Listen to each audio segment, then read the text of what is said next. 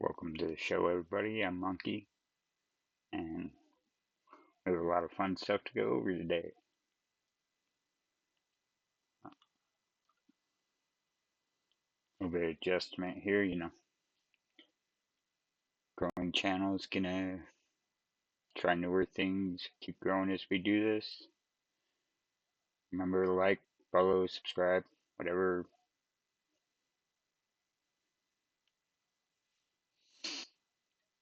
Have you ever wondered how a man could become both of America's most feared outlaws and a symbol of rebellion against the powerful? What if I told you that Pretty Boy Floyd was more than just a bank robber? He was a folk hero to many during the Great Depression.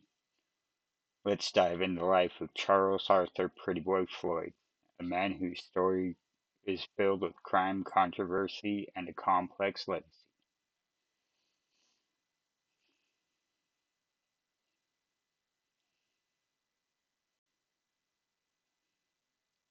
Okay, so born February 3rd, 1904, in Barstow County, Georgia, uh, Charles grew up in a poor family. His parents, Walter Lee, Mamie Floyd, struggled living off the land. When Floyd was just 7 years old, the family moved to Athens, Oklahoma, the Cookson Hill area of Sequoia County. Seeking better opportunities, the Cookson Hills, known for their rugged terrain and isolation, would later serve as a perfect hideout for Floyd and other criminals.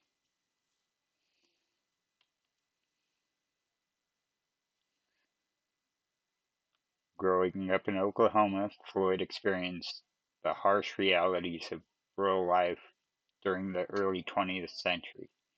His family, like many others in the area, was impoverished, and young Charles was no stranger to hard work. He helped out on the family farm, but the meager returns to his meager returns from farming were hardly enough to support a growing family. Like, yeah, totally in those days, like, it was like a couple pennies for a day's work. That wouldn't buy you much, but then again, get the bills paid, I guess.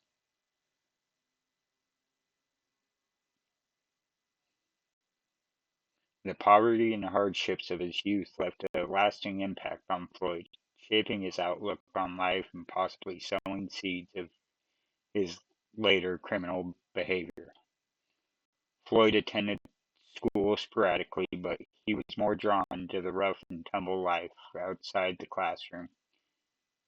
By his early teens, he was already showing signs of rebellion, associating with local toughs, getting involved in petty crime, you know, little boy stuff.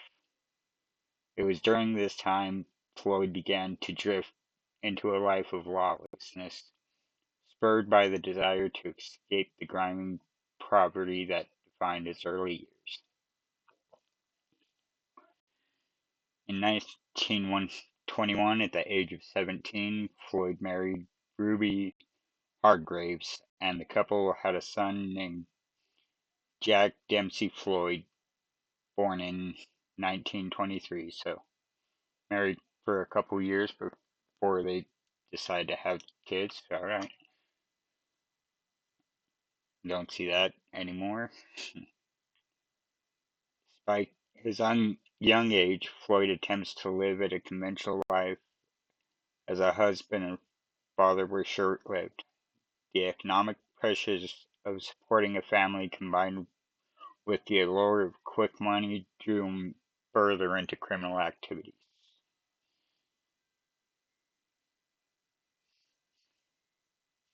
In his early 20s, Floyd had already gained a reputation as a troublemaker. His first serious brush with the law came in 1925 when he was arrested for involvement in payroll robbery in St. Louis, Missouri. So I guess he just rob somebody's checks, not paying them, sounds like. This crime marked a significant turning point in Floyd's life. Sentencing Sentenced to 5 years in prison, Floyd's time behind bars only hardened him. It was during this period that he acquired the name Pretty Boy. Well, that's not a great nickname you get in prison. Good job, dude. Reportedly given to him by a girlfriend of a fellow inmate who commented on his youthful good looks and nickname that he would come to despise. Yeah, I'm sure, because if you got your nickname Pretty Boy in prison, it ain't gonna be very, yeah, not good years to look back on, I guess. After serving 3.5 years, Floyd was released on parole in 1929. He returned to Oklahoma, but instead of returning to a life of farming or legitimate work, he plunged headlong into a career of crime. The late 1920s and the early 1930s were a time of widespread economic hardship in America, with the Great Depression hitting rural areas especially hard. Many, including Floyd, saw banks as the enemy, symbols of the economic system that has failed them. That fucking still true. Floyd quick yeah, Floyd quickly became involved in a series of criminal activities, starting with small-time thefts and escalating to more serious crimes.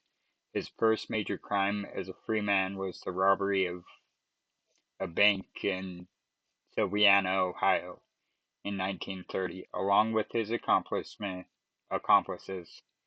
he made off with $4,000, a significant sum at the time. This heist marked the beginning of a spree that would see Floyd involved in more than 30 bank robberies across multiple states, establishing him as one of the most notorious criminals of all time. 30 heists? Yeah, boy. Get those beds. Floyd's life of crime was marked by a mix of audacity and brutality. Despite the violence associated with his robberies, he became a folk hero to some, especially in Oklahoma, where stories of his supposed Robin Hood-like behavior, destroying mortgage records during heists to free people from their debt, spread like wildfire. And where would we be today if he started?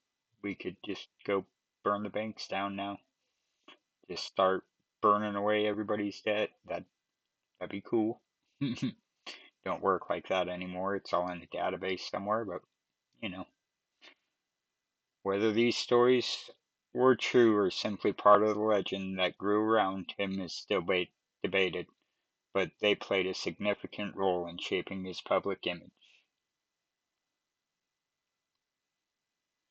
Floyd didn't act alone. His gang included a mix of seasoned criminals and those new to life of crime. One of his earliest known associates was George Birdwell, a fellow ex-convict who helped Floyd in several of his early heists. Another key figure was Adam Richetti, who's joined forces with Floyd in 1932. So it sounds like he was up to 12 years when he started. Was no 2 years deep into robbing banks. He started getting with known criminals. Uh, Richetti would later become infamous for his involvement with Floyd in one of the most notorious crimes of the era, the Kansas City Massacre. The gang's operations were marked by their daring and brutality. They were well armed and didn't hesitate to use violence, yet despite the violence, Floyd earned a reputation as a kind of Robin Hood figure, especially in Oklahoma. There were stories, though largely unverified, that Floyd would destroy mortgage documents during bank heists, effectively freeing people from their debts. Whenever, whenever these stories are true or part of the mythos that grew around him, they contribute to his folk hero status. One of Floyd's most famous robberies took place at Farmers and Merchants Bank in Boley, Oklahoma in November 1931. Boley was a predominantly African American town and the heist could have turned deadly. However, Floyd and his gang managed to carry out the robbery smoothly, taking $6,000 without causing significant harm. So it sounds like they caused a little harm. Damn. Another significant heist occurred during December 12, 1931 at the Farmers and Merchants Banks in Ashgrove, Missouri. So it sounds like these banks pretty easy to hit up. Floyd's gang, including Ricchetti, managed to steal around $3,000. What made his heist particularly noteworthy was Floyd's reported behavior.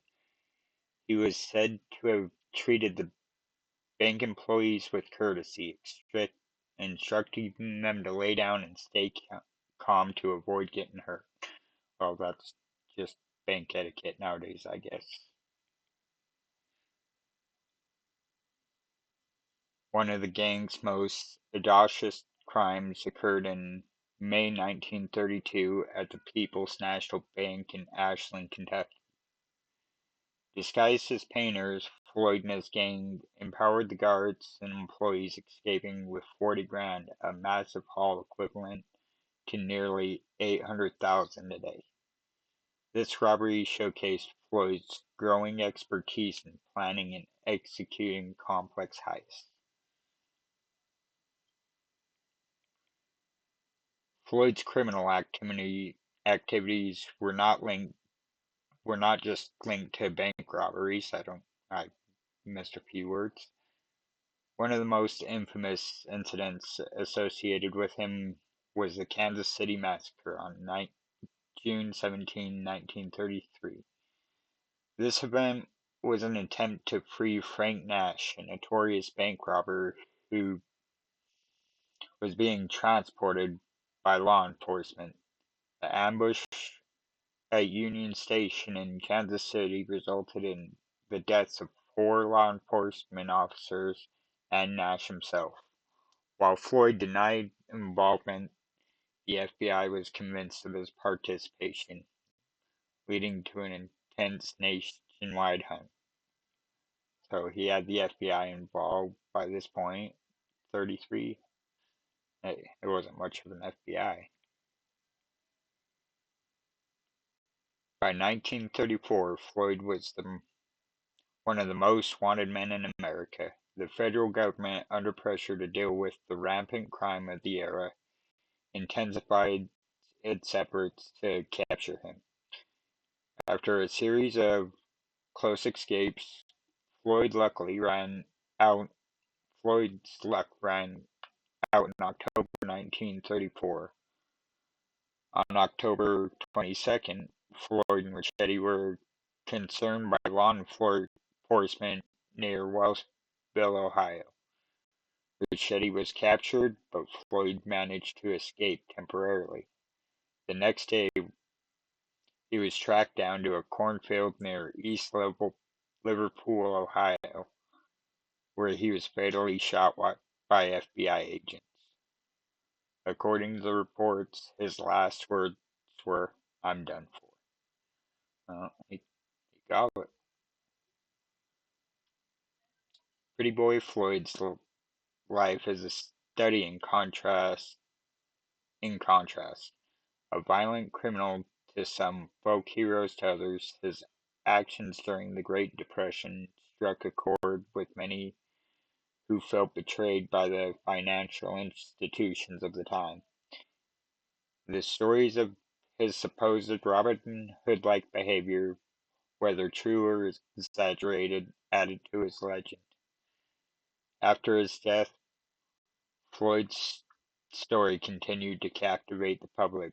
He became a symbol of the turbulent times in which he lived, a reminder to how desperation and crime can intertwine, creating figures who both feared and revered. Well, that was interesting. Crazy guy. There really wasn't much on this story, so it was a little bit of research. A lot of what was actually out there is folklore and actual articles. Like the FBI didn't write down shit for some reason. And yeah, still cool. What a man. Hope you enjoyed the story.